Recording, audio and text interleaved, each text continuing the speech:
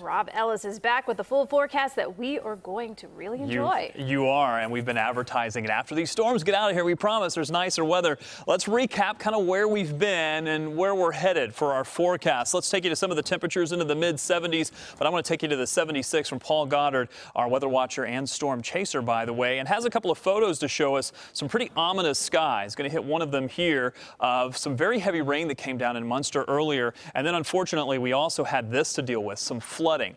We had a flood warning in place earlier for some of the aerial areas. We still have a flood warning for the Little Calumet River because all of the rain we've received over the last 2 or 3 days or so going to definitely keep the river elevated, maybe even to minor flood stage over the next, let's say, day or so. Now, where do we go from here? We'll take a look. Temperatures, those are currently into the 70s. The showers have moved on. Temperatures starting to cool down, and look at the 64. Some of that cooler air trying to move in. This is what we want to tap into.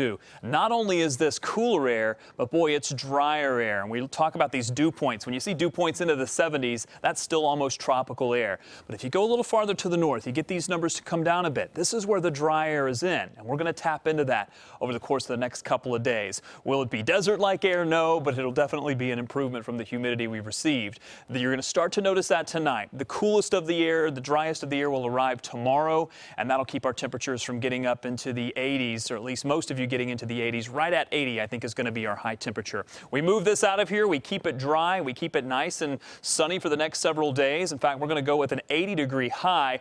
I do want to make mention of this. We do have some winds that are going to pick up during the day tomorrow. Some folks may be trying to go to the beach. Please be very careful out there. It's going to be a nice day. Take a look. 88 for Sunday after an 85-degree Saturday. That's not bad. The rain will stay away until we get into next week. Looks like middle of next week as the humidity returns. All right. Looks good. Thanks, Rob.